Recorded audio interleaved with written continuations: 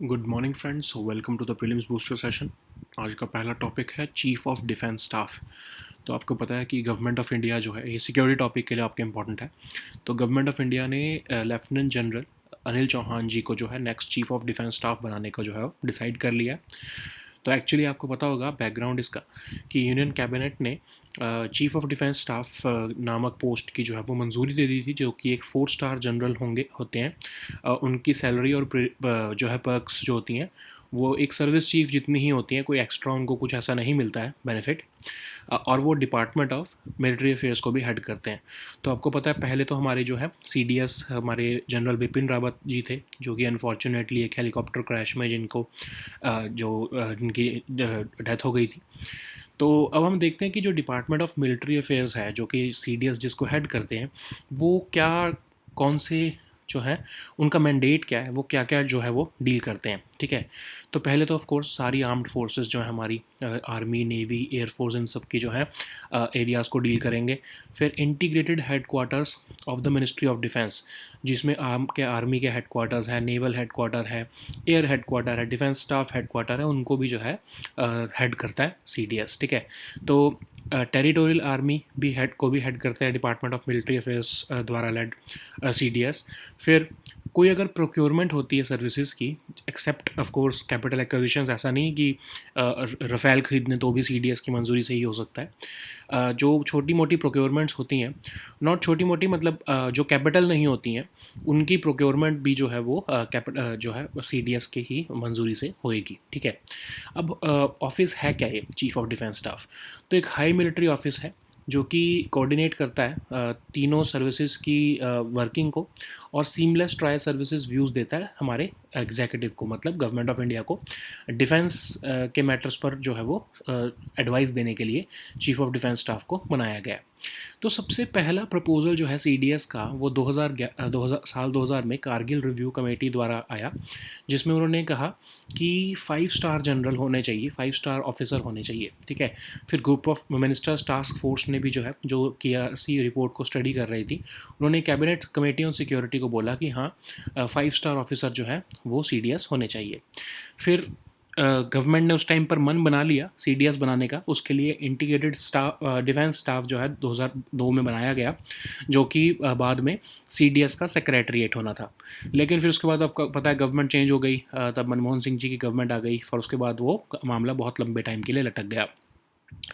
2011 में UPA government ने नरेश चंद्र committee भी बनाई, जिसमें कि कहा गया कि जो CDS होंगे वो एक 4 स्टार ऑफिसर होने चाहिए। ठीक है, सो उसके लिए जो है चेयरमैन भी बनाए गए एक, आपको पता है कि वो भी बनाया गया था, लेकिन उसको ही बाद में जो है CDS बनाने की बात की गई थी, बट वो ऑफ कोर्स नहीं किया गया।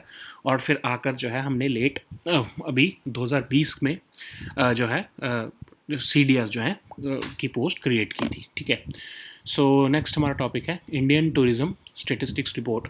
इकोनॉमी टॉपिक के लिए इंपॉर्टेंट है आपके। तो वाइस प्रेसिडेंट ऑफ इंडिया ने इंडियन टूरिज्म स्टेटिस्टिक्स रिपोर्ट जो है वो रिलीज़ की है अभी, और नेशनल टूरिज्म अवार्ड्स भी दिए हैं फॉर द ईयर 2018-2019।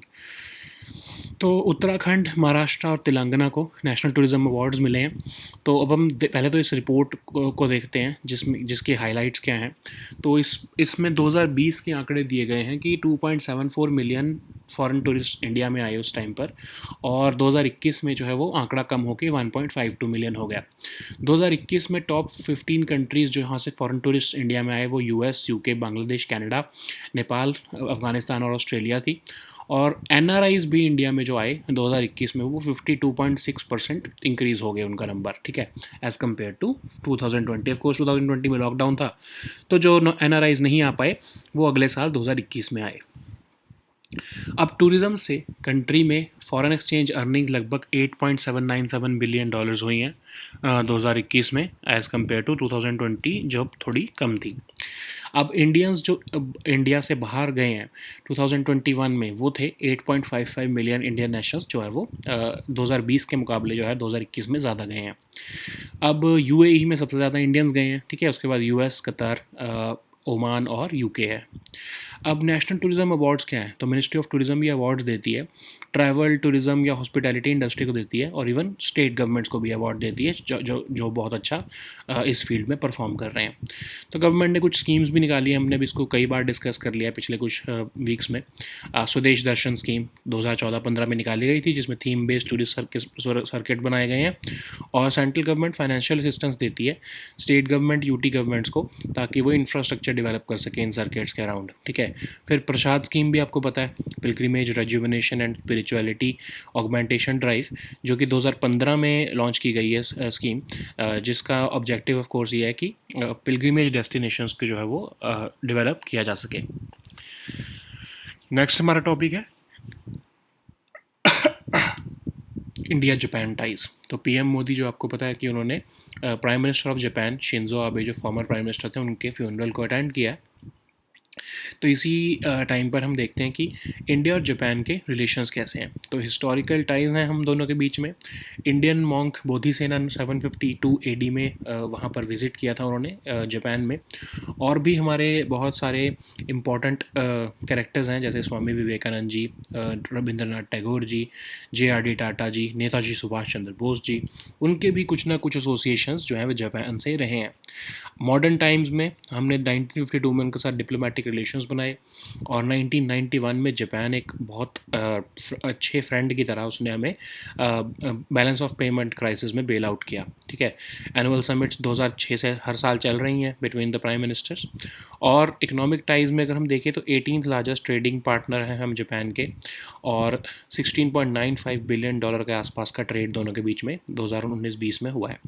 जापान जो है इंडिया में फोर्थ लार्जेस्ट इन्वेस्टर है। जापानीज़ इन्वेस्टमेंट जो है वो लगभग $34.152 बिलियन की इन्वेस्टमेंट्स कंट्री में की हैं उन्होंने हमारे। दोनों कंट्रीज़ के बीच में बायलैटरल स्वैप एग्रीमेंट भी है, जिसमें कि हम एक दूसरे की करेंसी जो है वो स्वैप कर सकते हैं। एक्सरसाइज धर्म गार्डियन करते हैं हम आपस में।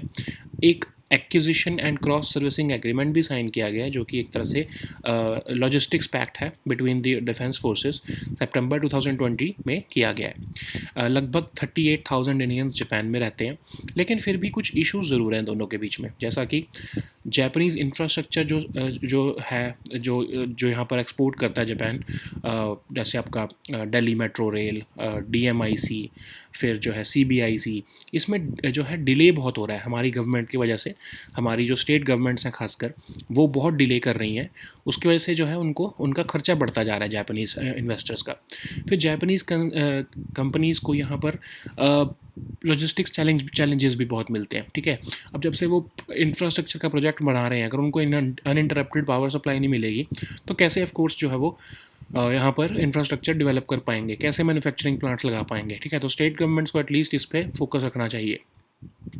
फिर हाई कॉस्ट हो जाती है उनकी जब हैफेज़र्ड पॉलिसीज़ होती हैं। अब आपको एग्जांपल देते हैं, जब महाराष्ट्र गवर्नमेंट ने हाई स्पीड बुलेट ट्रेन का जो है प्रोजेक्ट साइन किया था अगर सेंट्रल गवर्नमेंट ने, और फिर महाराष्ट्र में लाना था वो मुंबई से अहमदाबाद के लिए बीच में।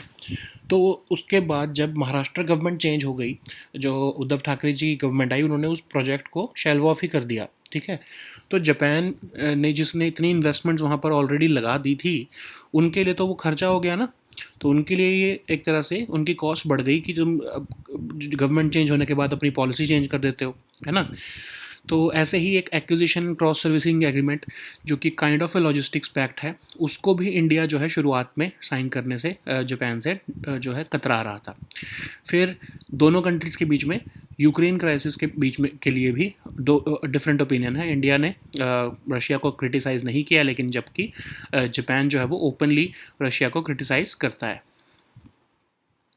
नेक्स्ट हमारा टॉपिक है अकीस आपके गवर्नेंस के लिए भी इम्पॉर्टेंट है, सोशल इश्यूज़ के लिए भी इम्पॉर्टेंट है। तो 4th round off quarterly employment survey जो आपका अकीस, जो all India quarterly establishment based employment survey, उनकी रिपोर्ट आ गई है for the month of between और for the quarter of January to March 2022।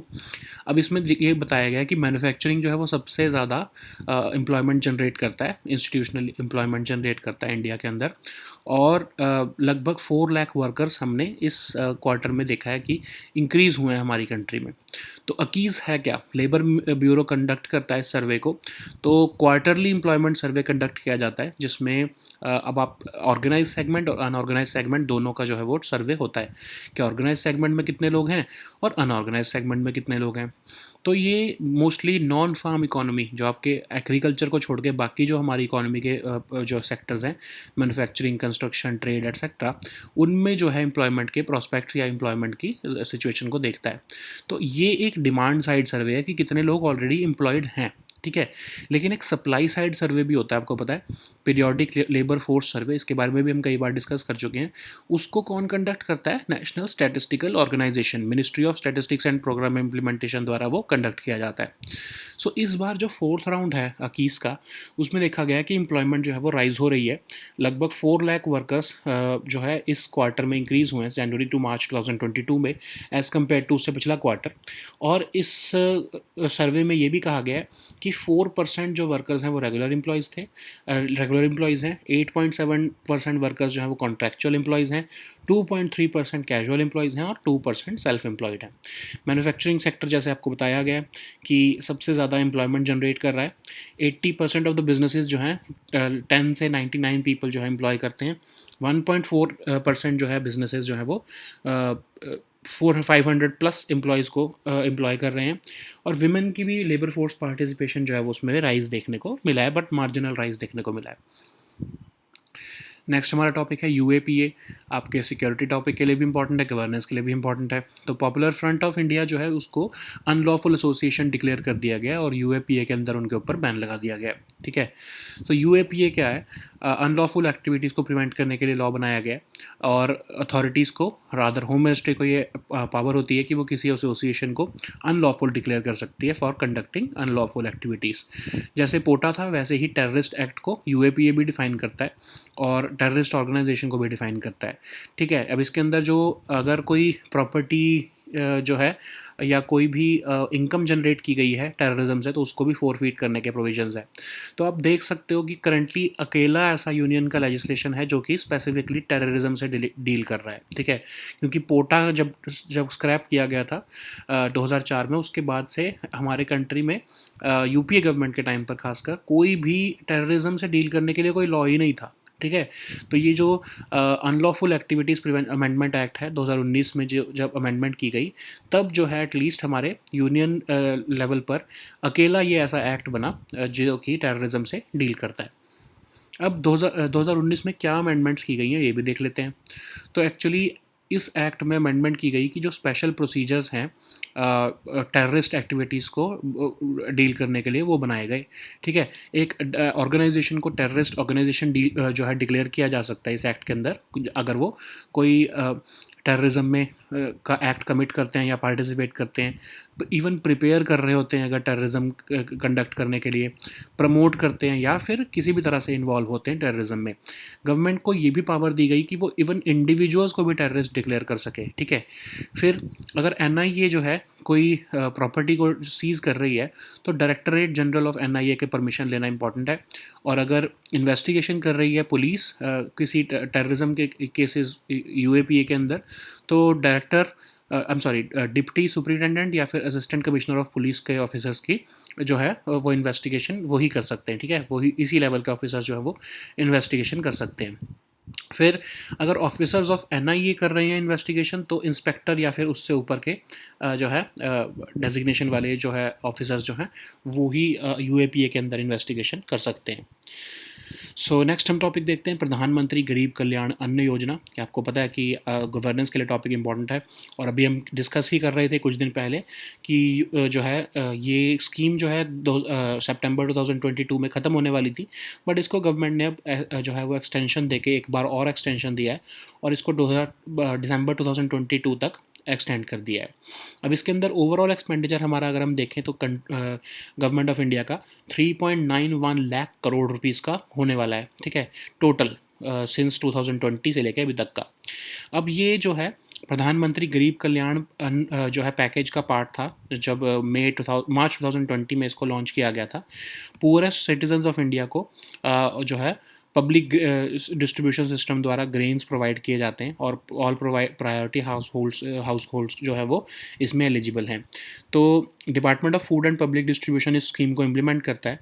लगभग 80 करोड़ बेनिफिशरीज को 5 किलो वीट या rice per person per month मिलते हैं, in addition to the 5 kg food grains जो उनको नेशनल फूड सिक्योरिटी एक्ट के लिए ऑलरेडी मिल रहे हैं। ठीक है, अब इसकी अचीवमेंट क्या है? अचीवमेंट ये है कि लगभग अगर हम देखें तो सितंबर 2022 के एंड तक हम देखें तो 3.40 लाख करोड़ का खर्चा गवर्नमेंट अभी तक इस स्कीम के ऊपर कर चुकी है। 700 अगर हम मार्च 2022 तक देखें तो 759 million tons of free food grain जो है इसमें बांटे जा चुके हैं।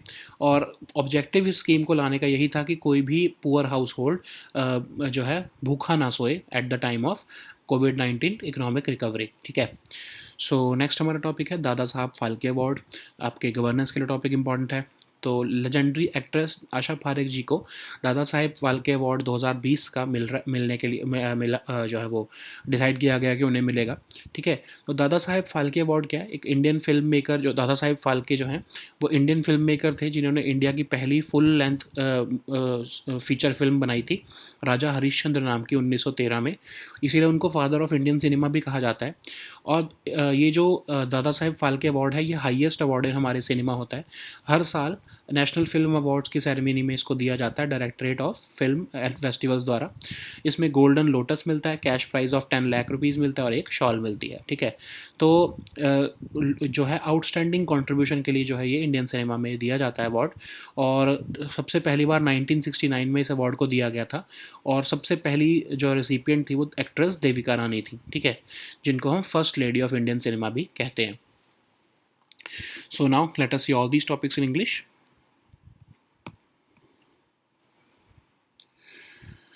So the first topic is Chief of Defence Staff. So this topic is important for your security section.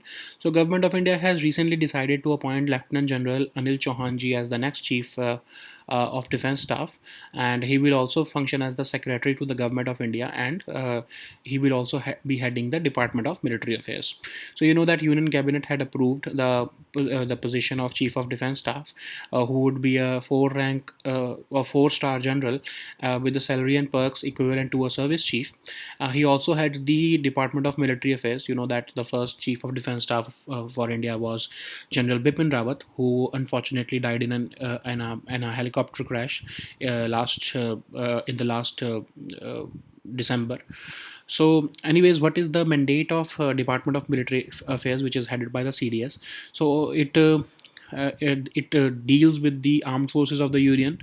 It also deals with the integrated headquarters of the Ministry of Defence, the Territorial Army, and all the procurements exclusive to the services except of course the capital ones.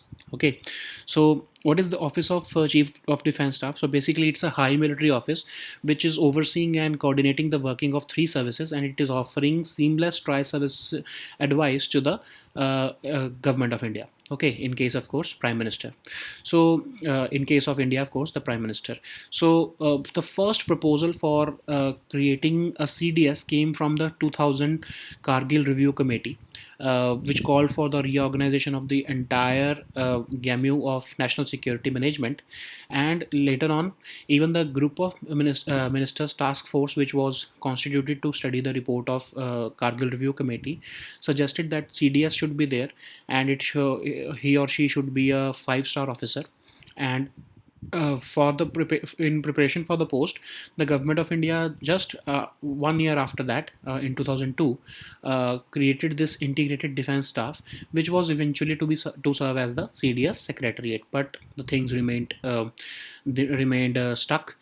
Even in 2011, when the then government set up Naresh Chandra Committee on Defense and Security, so it suggested that CDS should be a 4-star officer, and it could be called chairman of COSC. Okay, so CDS chairman of COSC would be everything, and but that chairman was not called the CDS. Even then, the government created that post, of course, but it was powerless. So almost, I think in 2020, and with the government, it created the post of CDS, and General Bipin Rawat became the first chief of defense staff of the country.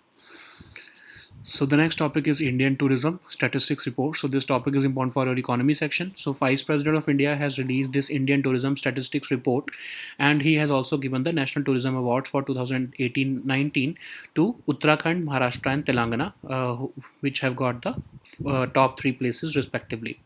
So what are the highlights of this report? So this report says that in 2020, 7.74 million foreign tourists arrived in India, but this number came down to 1.52 million in 2021. And in 2021, top 15 countries from which foreign tourists came to India included US, UK, Bangladesh, Canada, etc. And in 2021, there was an unprecedented increase of NRIs visiting India, of course, because in 2020 there was a lockdown, so these NRIs could not visit India. And when in 2021 we started opening up, these NRIs could start visiting their families in India. So as per the report, India earned about $8.797 billion as foreign exchange earnings due to tourism activities in 2021, and almost 8.55 million Indian nationals departed the country in 2021 as compared to 2020, and UAE became the top destination for Indians in 2021.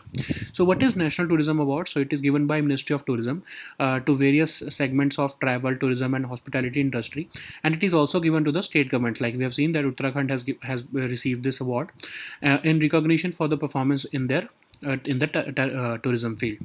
So government has also launched Swadesh Darshan scheme in 2014-15, which provides for theme-based tourist circuits, and the central government provides financial assistance to state governments, UT administrations for the infrastructure development of these circuits.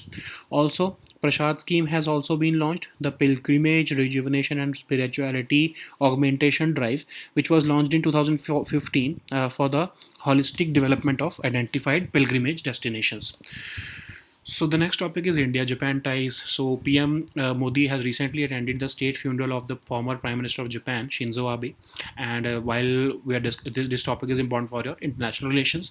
So while we are discussing it, let us also see the ties between the two countries. So the ties between the two countries date back to the visit of Indian monk Bodhisena in 752 AD, and of course a lot of prominent Indians like Swami Vivekanand ji, Rabindranath Tagore, J.R.D. Tata, Netaji Subhash Chandra Bose, they have been associated with Japan. Okay, so India established diplomatic ties with Japan in 1952, and Japan came out as a dear friend to India when it bailed out India during the BOP crisis of 1991. So India is the 18th largest trade partner for Japan, and almost $16.95 billion worth of trade happened between India and Japan in 2019-20. Japan was the fourth largest investor for India in 2020, and there is also a bilateral swap agreement between the two countries worth $75 billion, in which they can swap their local currencies in exchange for dollars. We both conduct exercise Dharma Guardian also, and in September 2020, acquisition and cross-servicing agreement, which is kind of a logistical pact, has also been signed, for which India was initially reluctant, and it was driving Japan crazy that we are not willing to sign this agreement with them. Also, there is almost 38,000 Indians who are living in Japan. So what are the issues? Of course, everything is not good. There are certainly certain issues also between the two countries. Of course, Japanese are investing in critical infrastructure in the country, but they are facing incredible delays because of course, the state governments. There has also been considerable logistical and challenges, like even power supply is not given to them. so their manufacturing plants are not running at the optimum level. There is also an anxiety in Tokyo because there are haphazard policies. How? You know that I was giving an example of a Mumbai Ahmedabad high speed bullet train. It was signed in 2014, I guess. Not 2015. And Maharashtra government, then Maharashtra government signed that agreement, but later on the government changed when Uddhav Thackerayji's government came.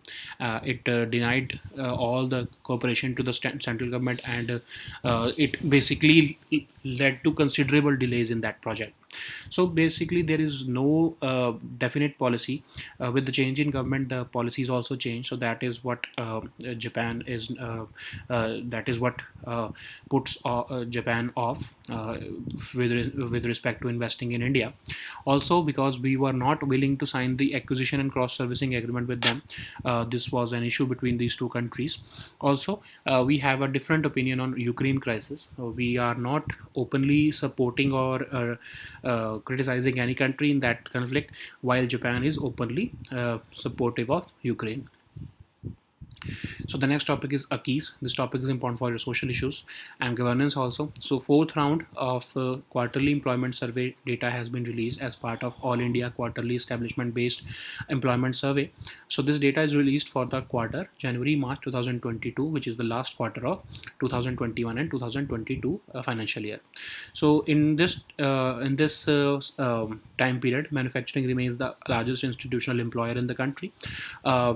Also, in this quarter, almost 4 lakh workers were added to the workforce. So this data is this survey is conducted by Labor Bureau of the Ministry of Labor and Employment. So two types of data are released. First is for the organized segment, and second is for the unorganized segment. Okay, so this data is released for the non-farm economy covering sectors like manufacturing, construction, and trade, etc. So of course, this data is not provided for the agriculture sector, but for the other sectors of the economy. It is a demand side survey, but there is also a supply side survey, which is the periodic labor force survey, which is conducted by the National Statistical Organization, for which we have already discussed about it each time this survey has been released. So what are the findings of this fourth round of AKIS? So it is saying that employment is on the rise. Almost 4 lakh workers have been added to the workforce.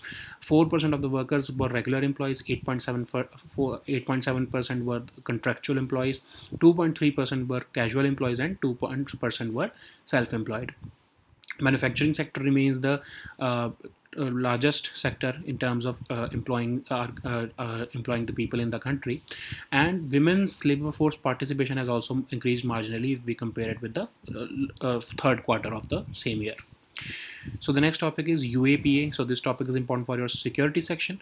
So Popular Front of India and its associates have been banned under the UAPA, and they have been declared as the unlawful association under the same act.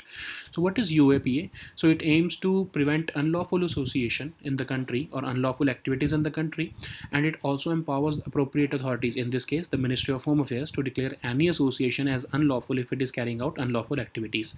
Like POTA, it also defines a terrorist act and also defines a terrorist organization also. In case any terrorist organization or a terrorist has some proceeds generated out of terrorism, then this act also provides for forfeiture of them. So currently, since 2019, when this act was amended, it is the only union legislation which is dealing specifically with terrorism. Okay, so what are these amendments which were made in 2019, which made this UAPA very stringent? So of course, it provides for the procedures to deal with terrorist activities and individuals and groups. So the government is empowered to designate any organization as a terrorist organization if it is committing or participating in the acts of terrorism, or it is preparing to for acts of terrorism, or promoting it, or any otherwise in any form involved in that act. It also empowers the government to designate even individuals as terrorists. Okay, if for the forfeiture of property or for the seizing of property, it says that NIA can do that only with the approval of Director General of NIA. If the police is investigating cases involving UAPA, then only DSP level or ACP level of police officers can do that. In case of NIA investigating such cases, only an individual rank above the inspector or with the rank of inspector or above can do the investigation of such cases. So the next topic is Pradhan Mantri Garib Kalyan Anna Yojana. This topic is important for your social issues and governance section. So Union Cabinet has recently given a extension to the Pradhan Mantri Garib Anna Kalyan Yojana, which was set to expire in September 2022, but now it will expire in December 2022. But the overall expenditure on this scheme will be about 3.91 lakh cumulatively since March 2020 to December 2022. So the objective of this scheme is to feed poorest citizens of India, and through public distribution system. Department of Food and Public Distribution is implementing this scheme. More than 80 crore beneficiaries are being provided 5 kg of wheat or rice per person per month, in addition to the 5 kg food grains that they are already getting under the NFSA. It is the largest food security program in the world, and it has till, if we see the data till September 2022, almost 3.40 lakh crore worth of expenditure has been incurred by this government of India on this scheme.